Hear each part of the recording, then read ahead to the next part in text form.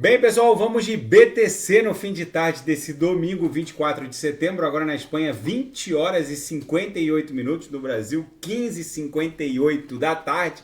Daqui a poucos minutos tem a final do Flamengo e São Paulo pela Copa do Brasil. Gente, a BTC aqui no 6 horas segue dando vigência a uma canaleta virtual de alta. A gente criou um doji aqui que ameaçou romper para baixo, mas é bem provável que a gente se desdobre numa pernada impulsiva para estressar a aresta superior dessa canaleta virtual de alta. Aqui nos 5 minutos a gente consegue perceber a violência da movimentação dos últimos segundos. Chegamos a dar uma agulhada para 26.423 e voltamos rapidamente para o patamar da VWAP. Antes a gente tinha dado um pumpzinho, cuja máxima bateu 26.758. 738, aí voltou para VWAP, rompeu, fez esse dump aqui, voltou para VWAP. Agora a gente deve acumular numa cunha triangularizada até a abertura dos futuros na Ásia. No gráfico diário, a gente travou exatamente na mediana do canal de Keltner. Agora, a tendência é que a gente volte a estressar de baixo para cima a nuvem e eventualmente tente romper essa LTB aqui, que está fazendo às vezes da aresta superior da grande cunha. No 4 horas, essa movimentação fica mais clara. Esse doji aqui que se formou no 4 horas manteve a tendência de alta também no time frame de 4 horas. Seria preciso perder 26.380 para que a BTC revertesse a micro tendência de alta no 4 horas. A tendência agora é que a gente estresse o patamar de 28 mil dólares, já que o squeeze aqui está quase iniciando uma pernada compradora impulsiva. E lá no diário a gente sabe que vai travar na altura de 28 mil dólares. Na projeção, de uma maneira geral, a nebulosidade está estreitando bastante, ou seja, os compradores estão tentando retomar o controle da BTC. No semanal, a gente vai concluir o desenho desse candle aqui de forma compradora depois de 9 candles vendedores no semanal.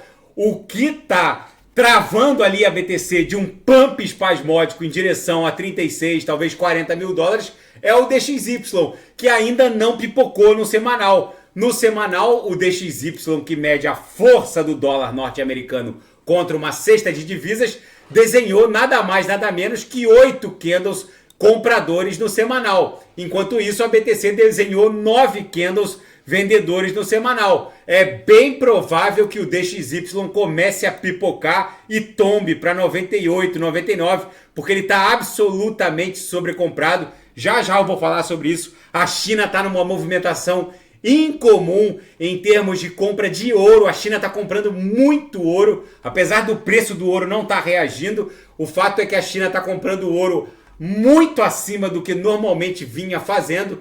Então vamos para a seara fática. Nos fatos, o CEO da Coinbase, o Brian Armstrong, diz que o lobby criptográfico precisa se organizar e ficar tão poderoso como, por exemplo, o lobby dos produtores de armas, o lobby do petróleo, porque não há mais tempo a perder. Os Estados Unidos estão ficando para trás na indústria criptográfica e é preciso organizar o lobby do setor.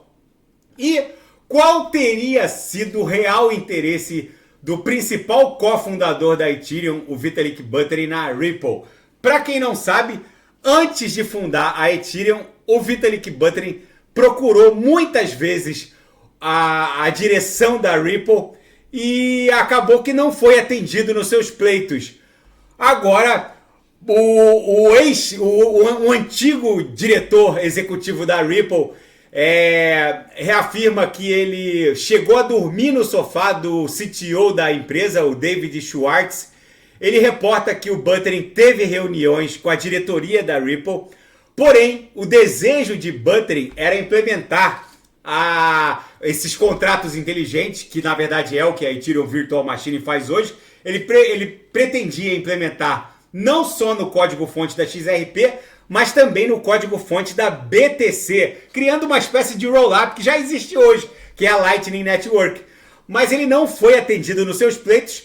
Desapontado, ele resolveu fundar a Ethereum. Gente, isso prova que nada é fácil para ninguém, nem para um gênio como o Vitalik Buterin. Ele tentou implementar essa criação genial que foi uma virtual machine rodando em blockchain. Ele tentou implementar no código-fonte da XRP, ele tentou criar um roll-up para a própria BTC com o apoio da Ripple, não foi atendido no seu pleito, abandonou esse pleito de criar uma virtual machine no código-fonte da XRP e no próprio código-fonte da BTC através de um roll-up e criou essa gigante que é a Ethereum. Ou seja, vocês vejam que ele não desistiu do sonho, da ideia dele, e olha o que ele criou. Isso é uma prova de resiliência que ele acabou demonstrando.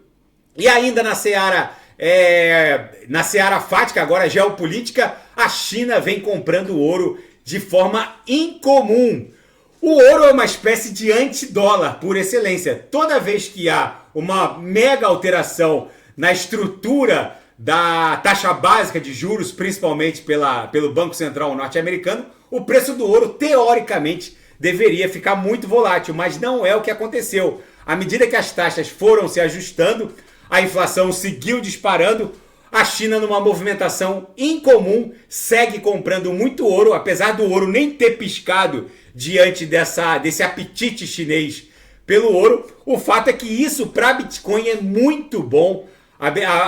Toda vez que há uma procura muito grande por commodities, a BTC ela se comporta muito como uma commodity, ela tem uma relação comportamental muito estreita com o urânio, mas a BTC ela se beneficia porque hoje energia é um insumo para a BTC, sempre foi, mas agora mais do que nunca, já que excedentes de plantas, que nenhuma planta de produção de energia elétrica é 100% eficiente. Itaipu não coloca 100% da energia produzida nas linhas de transmissão para entregar para as distribuidoras. A mesma coisa acontece com qualquer termoelétrica e mesmo as eólicas, enfim, as plantas solares. O fato é que se não há a entrega de 100% da energia produzida para a rede, o excedente tem se transformado em BTC. Hoje, praticamente todas as grandes plantas de produção de energia produzem BTC como uma espécie de seguro ali, preservando e tentando retirar o máximo, em termos monetários, o máximo da produção de energia respectiva da planta respectiva. Enfim, hoje a BTC se comporta muito mais como uma commodity energética e toda vez que uma commodity ela é impactada pela demanda, isso acaba impactando positivamente também a BTC. E a Meta, que é a antiga Facebook, está criando chatbots com personalidade. É a primeira vez que uma grande corporação da Web 2 se move nesse sentido. A Meta Platform está planejando e criando, ainda em fase de testes, eles planejam abrir ao público até o primeiro trimestre de 24, chatbots com humores e personalidades distintas. Serão bots generativos, grandes plantas com mineração de inteligência artificial generativa estão sendo geridas pela Meta Platforms. Lembrando, gente, que a mineração generativa de inteligência artificial tem uma correlação muito estreita com a mineração de criptoativos com consenso Proof of Work. Depois eu vou fazer um vídeo só sobre isso, já que é muito interessante. E no Mar do Sul da China, as Filipinas condenaram a criação de uma barreira flutuante pela marinha chinesa, que bloqueou até a entrada de pescadores. Enfim, o mundo está virado numa hecatombe nuclear. A BTC aqui bateu no suporte imposto pela mediana do canal de Keltner no diário e deve voltar a testar a base na nuvem de baixo para cima. Tá bom, pessoal? Se nada fugir do script, eu volto amanhã para analisar a própria BTC. Fiquem com Deus e quem quiser sugerir, é só colocar nas mensagens abaixo. Até amanhã, grande abraço, fiquem com Deus.